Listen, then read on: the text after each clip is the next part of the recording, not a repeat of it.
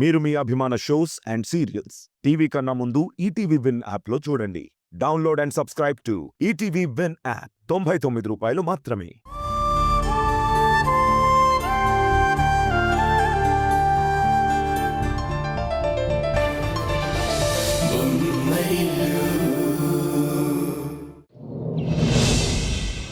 నేను మీ కన్న బిడ్డనమ్మా. నా దగ్గర అబద్ధం ఎందుకు చెప్తున్నారు మీరు? నాన్న నీతో చెప్పిందంతా నేను విన్నాను. అసలు డాక్టర్స్ ఏం చెప్పారు? అదేం లేదమ్మా, మీ నాన్నగారు చెప్పారు కదా, అదే డాక్టర్స్ కూడా చెప్పారు. మరి అప్పు సంగతి ఏంటి? అసలు అప్పు ఏంటి? అదే మీరు నా దగ్గర చాలా పెద్ద విషయం దాస్తున్నారమ్మా.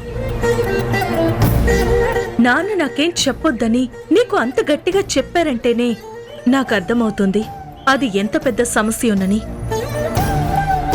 కన్న బిడ్డకు చెప్పుకోలేనంత పెద్ద సమస్య, లేక కన్న కూతుర్ని పరాయిదాన్లా భావించే వింత సమస్య?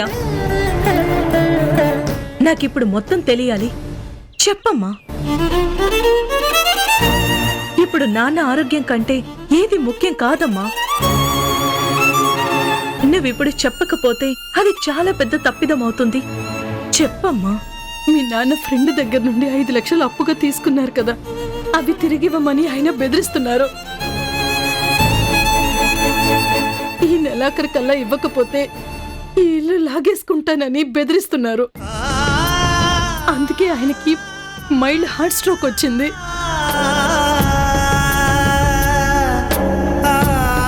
ఇంత పెద్ద విషయం జరిగితే నాకు కనీసం ఒక మాట చెప్పడానికి కూడా మీకు మనసు రాలేదా? నీ పేరు మీదున్న ఫిక్స్డ్ డిపాజిట్ మెచ్యూరిటీకి వచ్చింది కదా, ఆ డబ్బుతో ఆ అప్పు తీర్చేద్దామంటే మీ నాన్నగారు నా మాట వినడం లేదు. ఒక సమస్య ఇంటి దూలానికి వేలాడుతున్నంత కాలం ఆ ఇంట్లో వాళ్ళకి మనశ్శాంతి కూడా ఉండదు. ఈ టెన్షన్ ఇలాగే ఉంటే మళ్ళీ ఆయనకి ఎక్కడ హార్ట్ స్ట్రోక్ వస్తుందో అని కంగారుగా ఉంది. నువ్వేం బాధపడకమ్మా. తల్లిదండ్రులుగా మీరు నా కోసం చాలా చేశారు. ఇప్పుడు ఈ బాధ్యతని నేను తీసుకుంటాను. మీ సంతోషం కంటే నాకు కావాల్సింది ఏమీ లేదు. ఈ సమస్యకి ఏదో ఒక పరిష్కారం నేను ఆలోచిస్తాను.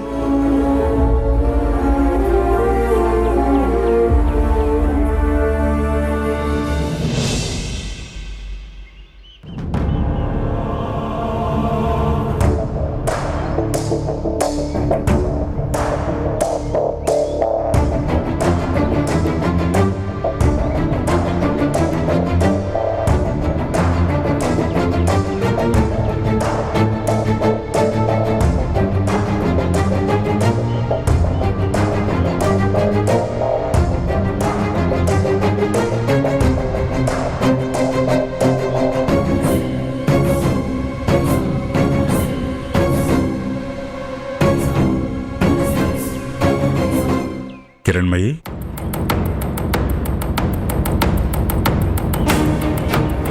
కిరణ్, ఏంటి అంత సీరియస్గా ఆలోచిస్తున్నావు? ఇంకా తరుణ్ హారిక ఇంటికి రాలేదు. వస్తారులే, దానికోసం ఇంతలా ఆలోచించాలా? సరదాగా వెళ్తావంటే సరే అన్నాను. సమయానికి ఇంటికి రావాలన్న సెన్స్ ఉండాలి కదా. కిరణ్మయి, నువ్వు కాస్త ఎక్కువగా ఆలోచిస్తున్నట్టు అనిపించటం లేదు? వాళ్ళేమైనా చిన్న పిల్లలా టైంకి స్కూల్ నుంచి ఇంటికి వచ్చేయడానికి? వాళ్ళు చిన్నపిల్లలు కాకపోవచ్చు, కానీ ఇంటికి వారసుని ఇవ్వబోతున్నారన్న జాగ్రత్త వాళ్లలో ఉండాలి అంటున్నాను. కాస్త స్వేచ్ఛగా తిరగని కిరణ్మయి, ఎందుకంత కంగారు పడుతున్నావు? స్వేచ్ఛ మితిమీరిపోతే పెద్దల మాటలు కూడా లెక్కలేనంతగా పెరుగుతుంది. పోనీలే పాపం అని వదిలేస్తే ఇదిగో ఇలాగే హెచ్చుమీరిపోతారు.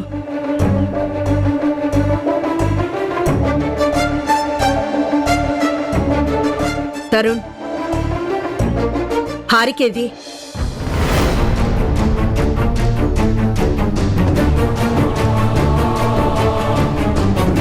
ఇద్దరు కలిసి వెళ్లి ఒంటరిగా వచ్చా. హారికెక్కడ? తన్ని వాళ్ళ పుట్టింట్లో వదిలేసి వస్తున్నానమ్మా. వాళ్ళ పుట్టింట్లోనా? ఎందుకు? మామయ్య గారికి ఒంట్లో బాలేదమ్మా. ఆయన్ని చూడ్డానికి తీసుకెళ్లాను. వాళ్ళకి తోడుగా ఉంటుందని ఓ 2 డేస్ ఉండమని చెప్పాను. బావుందిరా, చాలా బావుంది. నువ్వే నిర్ణయం తీసుకుని హారికతో బయటికి వెళ్ళావు. ఇప్పుడు నా పర్మిషన్ కూడా తీసుకోకుండా వాళ్ళ ఇంట్లో దిగబెట్టొచ్చావు. ఏవో సాకులు చెప్పి పుట్టింటికి వెళ్ళడం నీ భార్యకు అలవాటైంది. ఆవిడ గారు తానా అంటే నువ్వు తందానా అనడం నీకు అలవాటవుతున్నట్టుంది. అది కాదమ్మా, మామయ్య గారికి హార్ట్ స్ట్రోక్ వచ్చింది, అందుకే తన్ని తీసుకెళ్ళాను. ఈ టైంలో తను అక్కడుంటే వాళ్ళకి కాస్త ధైర్యంగా ఉంటుంది కదా. వాళ్ళ నాన్నకి బాగోకపోతే మనకి తెలిసిన హాస్పిటల్స్ కి రికమెండ్ చేయి. కావాలంటే మన ఫ్యామిలీ డాక్టర్ ని సజెస్ట్ చేయి. అంతేగాని నీ భార్యని పుట్టింట్లో వదలడం ఏంటి?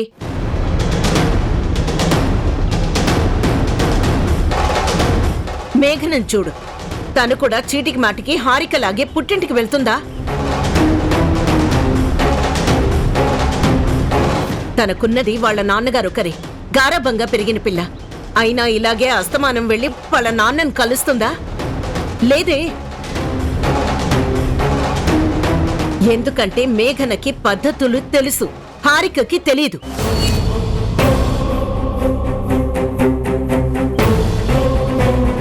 హారిక వాళ్ళ నాన్నగారికి ఒంట్లో బాలేదని స్వయంగా తరుణే చెప్తున్నాడు కదా. ఇంకా ఈ వాదన అవసరం కిరణ్మయ్యి? ఇందులో హారిక తప్పే ఉంది? తండ్రికైనా తల్లికైనా ఒంట్లో బాగోలేకపోతే ఏ కూతురైనా చూడటానికి వెళ్ళటం చాలా సహజం. అది వాళ్ళ బాధ్యత, ధర్మం కూడా. ఇక్కడ ధర్మాల గురించి చెప్పి మీ కోడల్ని వెనకేసుకురాకండి. ఇంటి కోడళ్ళు పదే పదే వాళ్ళ పుట్టింటికి వెళ్ళడం మంచిదా? పెద్దవాళ్ల మాటలు గాలి కుదిలేసి ఎవరికి నచ్చింది వాళ్ళు చేయడం సమర్థించాలా?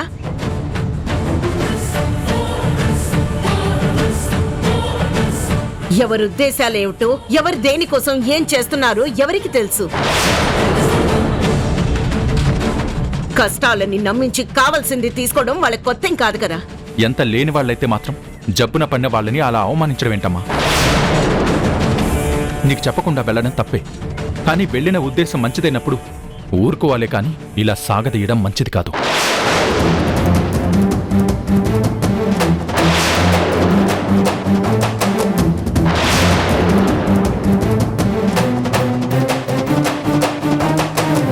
చూడండి మీ సుపుత్రుణ్ణి ఎలా మాట్లాడి వెళ్తున్నాడు. నిన్నగాక మొన్న వచ్చిన భార్యకి వత్తాసు పలుకుతూ నాకెదురు చెప్తున్నాడు. పెద్దవాళ్ళంటే గౌరవం, భయం, భక్తి అన్నీ వదిలేసి ప్రవర్తిస్తున్నారు.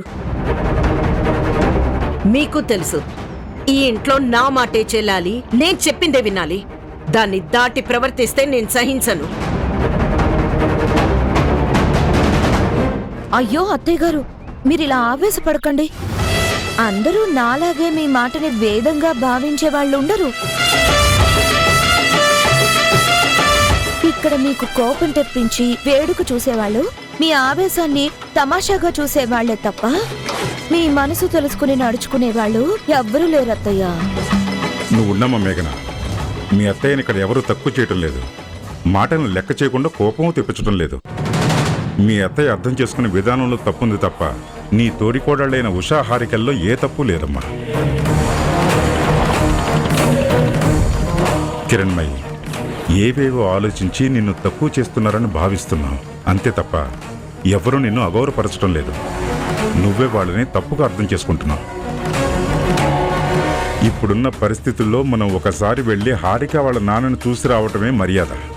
నా ఇష్టాలకి, నా అధికారాలకి వ్యతిరేకంగా నడుస్తూ ఉంటే ఊరుకోమంటారా? పైగా వాళ్ళని పలకరించడానికి వెళ్దామంటారా?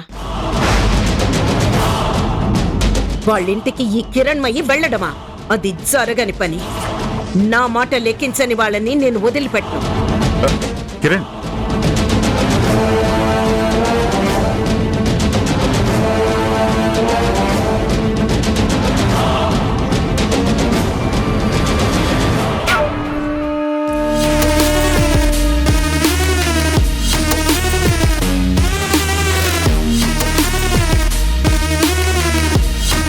చూసావా ఉషా అత్తయ్య గారి కోపాన్ని?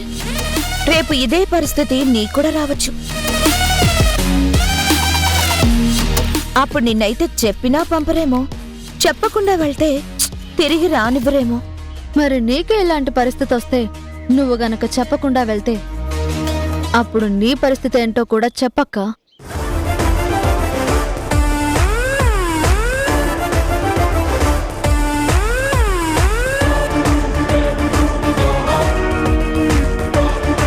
నీకింకా అర్థం కాలేదా ఉషా? అత్తయ్య స్టేటస్ ని చూసి రెస్పెక్ట్ ఇస్తారు. నీ రేంజ్ లో నన్ను ఊహించుకుంటున్నావా? నువ్వన్నట్టు మా వాళ్ళకేమైనా జరిగితే ముందు అత్తయ్యే నన్ను దగ్గరుండి తీసుకెళ్తారు, ఆవిడే దగ్గరుండి అన్నీ చూసుకుంటారు.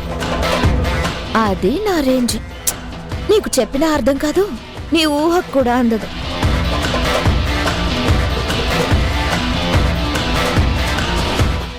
భలే చెప్పావక్క.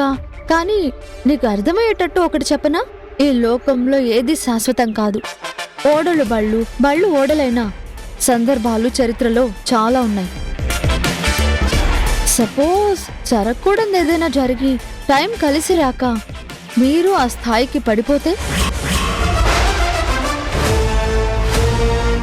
జస్ట్ అనుకో అంతే. ఒకవేళ మీరు మా స్థాయికి పడిపోతే అప్పుడు నీ పరిస్థితి ఏంటో కాస్త ఊహించుకో అక్క. అప్పుడు అత్తయ్య మిమ్మల్ని ఎలా ట్రీట్ చేస్తారు, మీ రేంజ్ని బట్టి ఎలా చూసుకుంటారో జస్ట్ ఇమాజిన్ చేసుకో, నీకే అర్థమవుతుంది. మనిషికి శాశ్వతంగా ఉండేది మంచితనం, మానవత్వం. అవి లేనప్పుడు బాధపడాలే తప్ప డబ్బు లేకపోతే కాదు.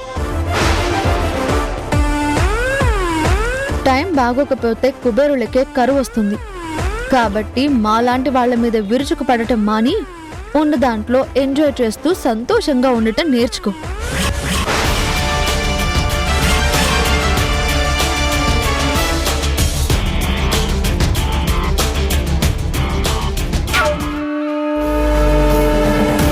ఏమీ లేకపోయినా పొగరికి తక్కువ ఉండదు, వాదనకి హద్దుండదు. వీళ్లతో ఏదో ఒక మాట పడితే గాని నాకు బుద్ధుండదు.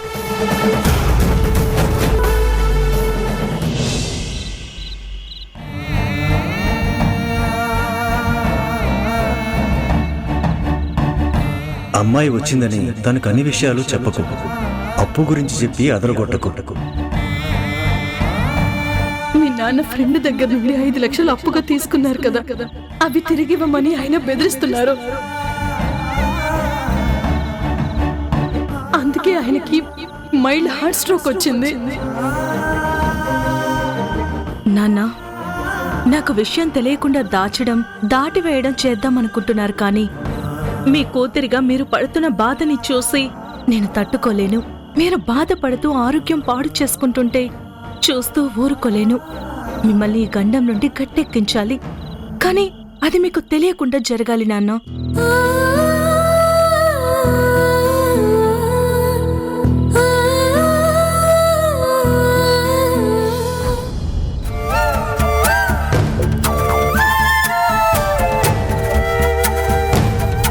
కన్న వాళ్ళకి కష్టం రాకూడదనే ఏ కూతురైనా కోరుకుంటుంది. అదే కష్టం వచ్చినప్పుడు, ఆ కష్టాన్ని తీర్చే అవకాశం వచ్చినప్పుడు ఏ కూతురైనా వెనకడుగు వెయ్యదు. ఎస్, ఇప్పుడు నేను కూడా అదే చేస్తాను నాన్న. మీకు తెలియకుండానే మీ కష్టాన్ని తీర్చే ప్రయత్నం చేస్తాను.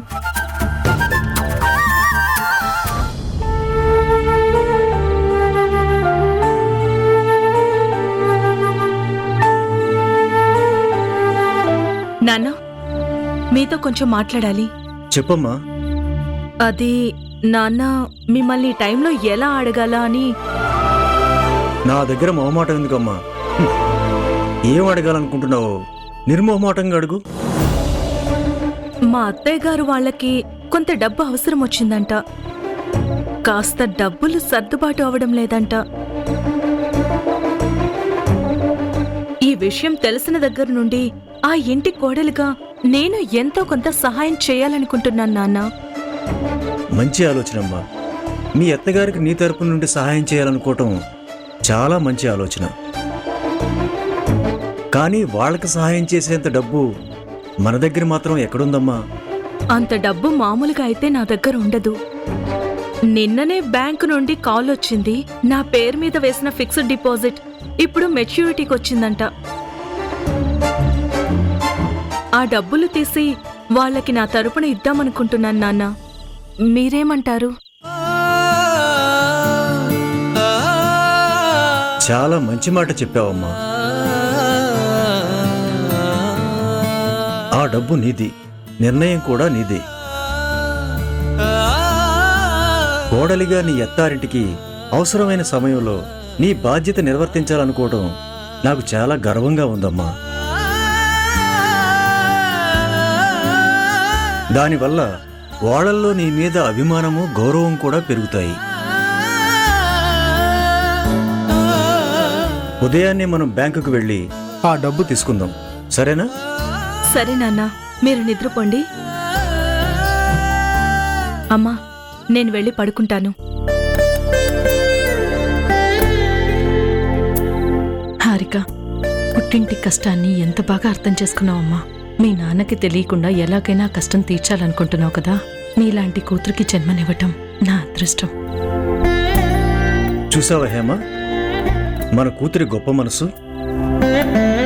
అత్తింటికి కష్టం వస్తే ఎలా అల్లాడిపోతుందో అదే ఏ కోడలికైనా ముందుగా ఉండాల్సిన లక్షణం. నెట్టినింటి మెప్పు పొందిన కోడలు గౌరవంగా సంతోషంగా జీవిస్తుంది. అదే కదండి మనకు కూడా కావాల్సింది. సరే, లేట్ అవుతుంది, మీరింక పడుకోండి.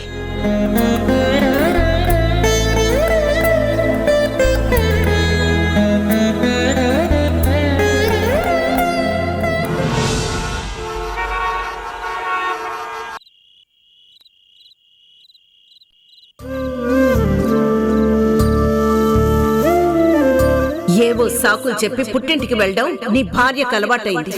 ఆవిడ గారు తానా అంటే నువ్వు తందానా అనడం నీకు అలవాటవుతున్నట్టుంది. ఎవరి ఉద్దేశాలేమిటో, ఎవరు దేనికోసం ఏం చేస్తున్నారో ఎవరికి తెలుసు. కష్టాలని నమ్మించి కావాల్సింది తీసుకోవడం వాళ్ళ కొత్తేం కాదు కదా. నువ్వు అలా మాట్లాడడం నాకు నచ్చలేదమ్మా. నాకు తెలుసు నా భార్య ప్రెగ్నెంట్ అని. అయినా అక్కడ వదిలేసి వచ్చానంటే దాని అర్థం తన అవసరం అక్కడుందని. అంతేకాని నిన్ను ఎదిరించాలను, నీ మాట పట్టించుకోవట్లేదనో అర్థం కాదు. హారిక వాళ్ళ నాన్నకి బాలేదని చెప్పినా అది నువ్వు పట్టించుకోకపోగా పైగా వాళ్ళ పట్ల చిన్న చూపుతో మాట్లాడావు. నువ్వలా మాట్లాడడం నేను ఒప్పుకోలేనమ్మా, ఒప్పుకోలేను.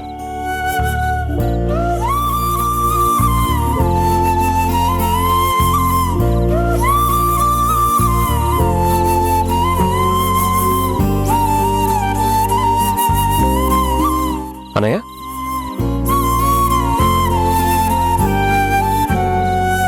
అనయ్య, ఏమైంది? ఎందుకలా సీరియస్గా ఉన్నావు?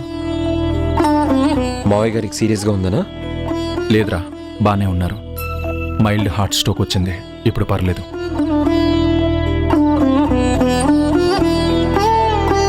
అనయ్య, ఇంత జరిగిన ఎవరికి ఒక్క మాట కూడా చెప్పలేదు. మాతో కనీసం చెప్పుండాలి కదన్నయ్య. ఇలా జరుగుతుందని ఊహించే మీ వదిన్ని చెప్పకుండా తీసుకెళ్లాను. కానీ అమ్మ మరీ అంత అర్థం చేసుకోకుండా మాట్లాడుతుందని నేను అనుకోలేదురా. అన్నయ్య, అమ్మ గురించి మనకు తెలుసు కదా. చిన్నప్పటి నుంచి మనం చూస్తూనే ఉన్నాం. అది తెలిసి కూడా నువ్వెందుకు ఇంత బాధపడుతున్నావు? అమ్మ మాటలు అంత పట్టించుకోకు. నిజమేరా, చిన్నప్పటి నుంచి చూస్తున్నాం. మనల్ని ఏమన్నా మనం పట్టించుకోం. అమ్మ మన గురించే చెప్తుందనో, అమ్మకి నచ్చలేదనో ఏదో ఒకలా మనం సర్దుకుపోతాం. కానీ మనల్ని నమ్ముకుని వచ్చిన మన భార్యలకి ఇక్కడ మనం కాకపోతే ఇంకెవరు అండగా ఉంటారు? కష్టకాలంలో పుట్టింటికి వెళ్ళడం అంత తప్ప? నువ్వు చేసింది తప్పని చెప్పట్లేదన్నయ్య. అమ్మ గురించి తెలిసి కూడా ఇలా బాధపడడం తప్పు అని చెప్తున్నాను. ఎలా వదిలేయమంటావు? మన ఇంటికొచ్చిన కోడళ్ళందరూ వాళ్ళ పుట్టింట్లో ఒక్కరే కూతుర్లు. మనకు కూడా ఒక్కతే చెల్లి.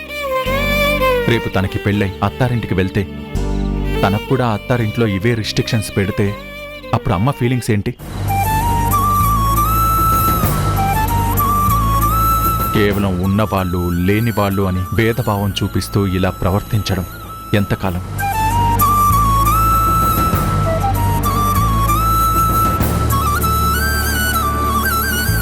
మీరెక్కడున్నారా బావగారు? హారికాక కిందాకే కాల్ చేశాను. మీరు మంచి పని చేశారు. ఈ టైంలో అక్క అక్కడుంటే పిన్ని బాబాయ్ వాళ్ళకు కూడా కాస్త ఆసరాగా ఉంటుంది. త్వరగా కోలుకునే అవకాశం ఉంటుంది.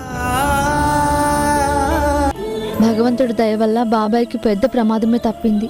ఇక నుండి కాస్త జాగ్రత్తగా ఉంటే సరిపోతుంది. బావగారు, మీరెంత డల్గా ఉండకండి. అత్తయ్య గారు మాట్లాడింది నేను విన్నాను. కడుపుతో ఉన్న హారిక అక్క మీద జాగ్రత్తతోనే ఆవిడ అలా మాట్లాడారు. ఇలాంటి టైంలో అలాంటి పరిస్థితులకి దూరంగా ఉండటం మంచిదనే మాట్లాడారు. మీరు ఇంకా అదే మనసులో పెట్టుకుని బాధపడుతుంటే ఎలా బావగారు? ఏమండి, రండి భోజనం చేద్దాం. బావగారు మీరు కూడా రండి. రాన్నయ్య భోంచేద్దు. మీరు వెళ్ళంట్రా, నాకు ఆకలిగా లేదు. బావగారు అలా అనకండి. ఆకలితో కడుపు మార్చుకోవడం మంచిది కాదు. వద్దు ఉషా, చెప్పానుగా నాకు ఆకలిగా లేదు. నన్ను వదిలేయండి, నన్ను ఇబ్బంది పెట్టకండి.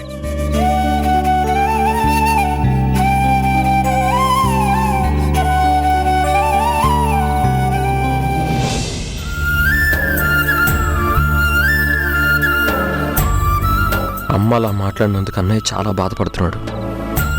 అత్తయ్య అనడం మీరు వినడం కొత్తేం కాదు కదండి. కాకపోతే ఇప్పటి పరిస్థితులు ఆవిడ మాటలకు బాధపడేలా చేస్తున్నాయి. మేం పుట్టింటికి వెళ్ళడం అత్తయ్య గారికి నచ్చదు. దానికి కారణం ఏంటో అందరికీ తెలుసు, కానీ ఎవరూ మాట్లాడరు. ఎందుకంటే అత్తయ్య గారికి ఇష్టం లేదు కనుక. కానీ కొన్ని సమయాల్లో సందర్భాల్లో వెళ్ళక తప్పని పరిస్థితులు వస్తాయి. అప్పుడు కూడా వద్దన్నా కాదన్నా ఎక్కువ బాధపడాల్సి వస్తుంది. ఇక్కడ బావగారు పడుతున్న బాధ కూడా అలాంటిదే. సరే వదిలేయండి, మీరు రండి.